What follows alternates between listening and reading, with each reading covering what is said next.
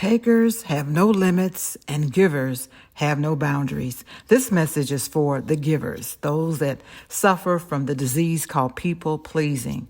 Setting boundaries with takers, the ones who constantly drain your energy, your time, and your finances without giving back. This can be so challenging for your mental, emotional, and financial well-being. I want to share with you some tips to help you to build a stronger muscle as a giver. There's nothing wrong with giving, but if you're not careful, if you keep giving to people, they start feeling entitled. And then when you stop giving, they start becoming resentful. So to avoid these relationships escalating to where there's a sense of entitlement and resentment, I want you to start identifying the takers in your life. You got to sit back and say, wait a minute, who are the ones that I avoid? Who drains me? Who makes me feel guilty when I say no? You got to recognize the patterns. Patterns is something I discuss so much in my life coaching, my webinars, and my public speaking engagements. I talk about watching, being observant of the patterns of people. Behavior is a language. The way people behave, the way they treat you, it's a message. They're telling you something. So you want to get clear about your boundaries. You define your limits. Know what you're comfortable with and what you are not comfortable with. This includes your time, your energy, your resources, and your space. What are you willing to give? Make sure that your boundaries line up with your priorities. If you want to value your time and your mental health, then you've got to set some limits to protect them. You want to learn to communicate directly and assertively. That means that when you are talking with them, you use statements that begin with I. You're not saying you, because people will shut down and become defensive. So if you say things like, I need some time to think about your request. I need some time after work, so I will not be available. I need to think about it right now. Right now, I have some other priorities I've got to focus on. See? You see the difference? Be clear, be concise, do not over-explain, and apologize excessively. Oh my gosh, when I hear people keep saying, I'm sorry, that is a symptom of a people pleaser. Because a taker will take you on a first-class guilt trip. So you got to keep your communication simple and to the point. Saying things like, I can't help with that right now. I need to focus on my own priorities. That doesn't work for me. I remember someone called me out of the blue. I hadn't seen her in a long time, but apparently she was going down her list. And she asked me for thousands of dollars. Now, first of all, I was flattered that she thought I just had that kind of disposable money. So I'm like, okay, I like being seen that way. I need to believe that I have that. But the point is, she had the nerve to ask me, and I said to her, I can't help you right now, and I'll be praying with you that you get your problem resolved. Do you know in 2 days, she called me back and said, I got a praise report. I got the $5,000. I was like, yes. I stood on my holy ground and I didn't bend. I didn't break. I didn't give in. I didn't allow myself to feel ashamed that I didn't have the money to give her. No, boo. This does not work for me, and I'm praying that you get your problem resolved, and it did. I want to encourage you to start practicing saying no. I write about this in all of my books. I have an anointing of no. That means you got to stay firm.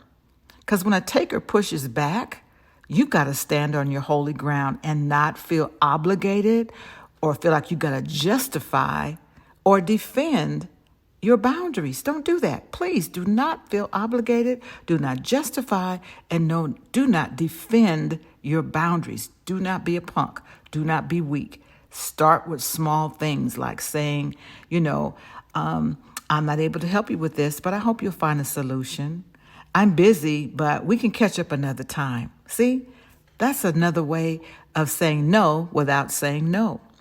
I want to encourage you to detach those feelings of feeling guilt and feeling like you're disappointing other people. Oh, I know that oh too well. You have a right to protect yourself.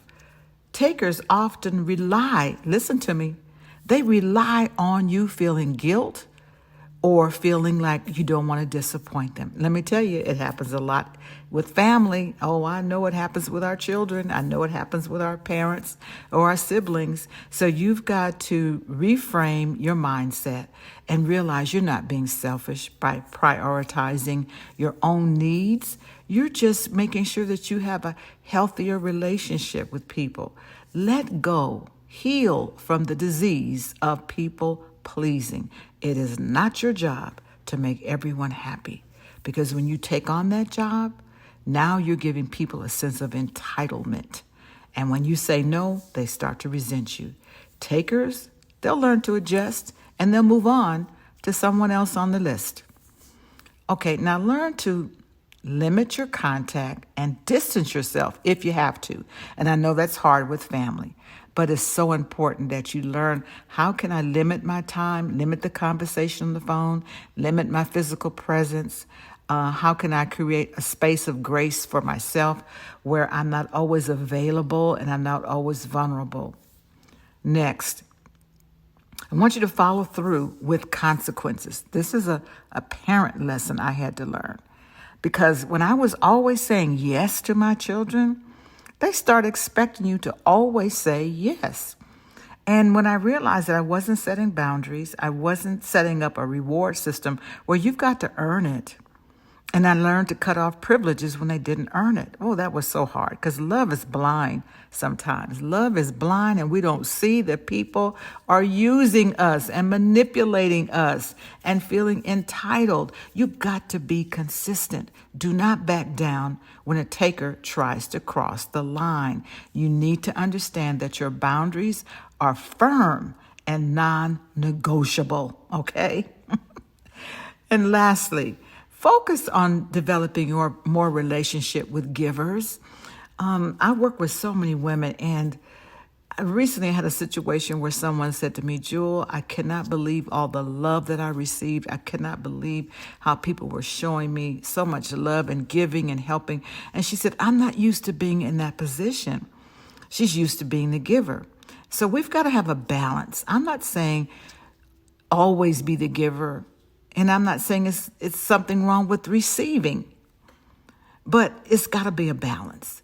And if you realize that you're giving all the time, that speaks to me about some sense of insecurity, that you feel like that's going to make you more lovable, that's going to validate you more, that's going to make you more important. And that can be very unhealthy. So understand that when there's a time in life when people want to love on you, they want to give, they want to serve you, be open to receive that.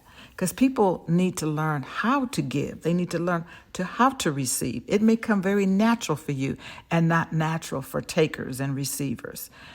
By setting clear and assertive boundaries and standing firm, you will protect your energy and you will attract people who respect your time and your needs. Celebrate and nurture mutual relationships. Invest in relationships where you both benefit, where you both feel heard and you both feel appreciated. This is Dr. Jewel Diamond Taylor. Thank you so much for listening. Thank you so much for sharing all of my social media posts, my YouTube videos, my podcasts. Thank you for sharing and leaving your comments. God bless you, and stay in the light.